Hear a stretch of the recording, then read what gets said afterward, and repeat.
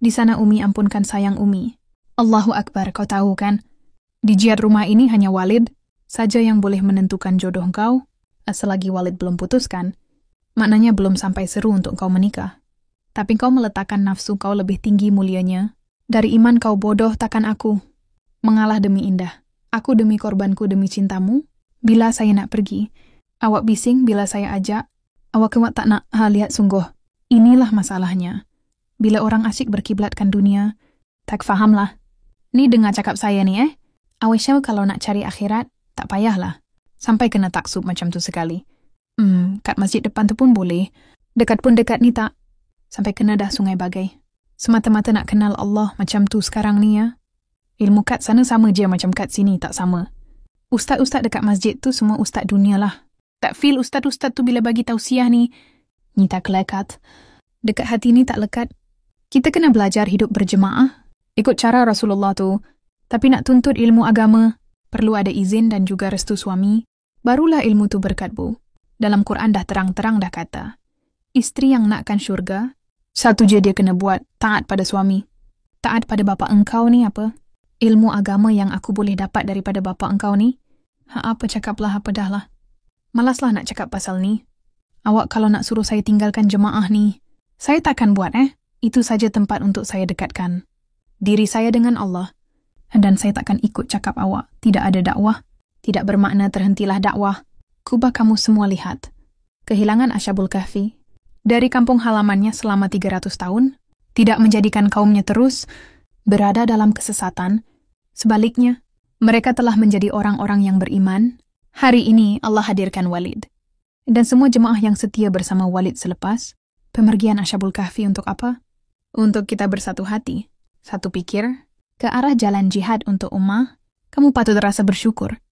Karena kamu semua berada di sini ditemukan dengan wali, karena Allah memberi peluang kepada kamu semua untuk menjadi insan yang berdakwah kepada agamanya di akhir zaman ini.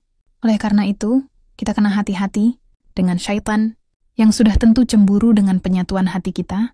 Habibah dihantar ke Labuan untuk membetulkan semula hatinya, tapi kenapa ni itulah akibatnya. Bila seorang perempuan tidak dapat menerima takdirnya, menolak ketentuan Allah Subhanahu wa Ta'ala. Alhamdulillah dan tidak bersyukur. Ini saja yang ingin wali ingat-ingatkan kepada jemaah-jemaah Walid yang Walid kasihi. Assalamualaikum warahmatullahi wabarakatuh. Alhamdulillah, syukur pada Allah. Malam ini kita dapat mendengar pesanan dari masjid kita untuk jemaah-jemaah yang akan bersamanya di surga nanti.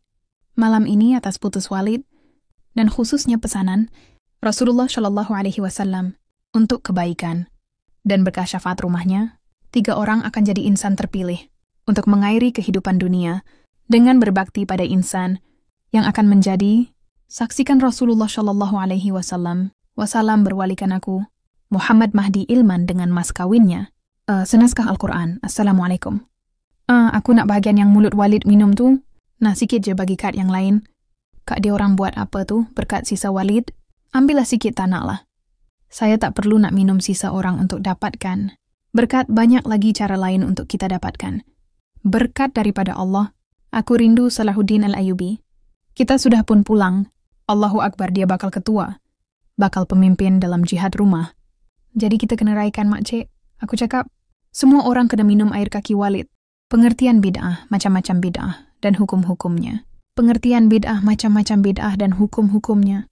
Oleh Syaikh Shalih bin Fauzan bin Abdullah Al-Fauzan. Pengertian bid'ah.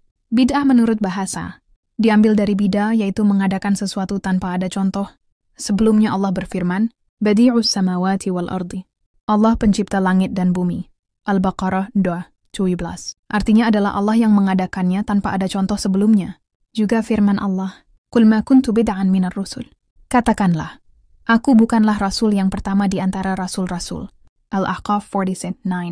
Maksudnya adalah, aku bukanlah orang yang pertama kali datang dengan risalah ini dari Allah Ta'ala kepada hamba-hambanya, bahkan telah banyak sebelumku dari para rasul yang telah mendahuluiku. Dan dikatakan juga, fulan mengada-adakan bid'ah. Maksudnya, memulai satu cara yang belum ada sebelumnya. Dan perbuatan bid'ah itu ada 2 bagian. 1, perbuatan bid'ah dalam adat istiadat, kebiasaan, seperti adanya penemuan-penemuan baru. Di bidang iptek, juga termasuk di dalamnya penyingkapan-penyingkapan ilmu dengan berbagai macam-macamnya.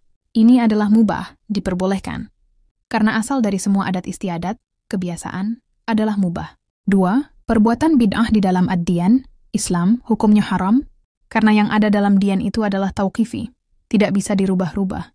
Rasulullah Shallallahu Alaihi Wasallam bersabda, barang siapa yang mengadakan hal yang baru, berbuat yang baru, di dalam urusan kami ini yang bukan dari urusan tersebut, maka perbuatannya ditolak, tidak diterima. Dan di dalam riwayat lain disebutkan, barang siapa yang berbuat suatu amalan yang bukan didasarkan urusan kami, maka perbuatannya ditolak. Macam-macam bid'ah. Bid'ah dalam ad-diyan Islam ada 2 macam. 1. Bid'ah Qauliyah i'tiqadiyah bid'ah, perkataan yang keluar dari keyakinan, seperti ucapan-ucapan orang Jahmiyah, Mu'tazilah, dasar Rafidah, serta semua. Firqah-firqah, kelompok-kelompok, yang sesat sekaligus keyakinan-keyakinan mereka. 2. Bid'ah fil ibadah, bid'ah dalam ibadah. Seperti beribadah kepada Allah, dengan apa yang tidak disyariatkan oleh Allah.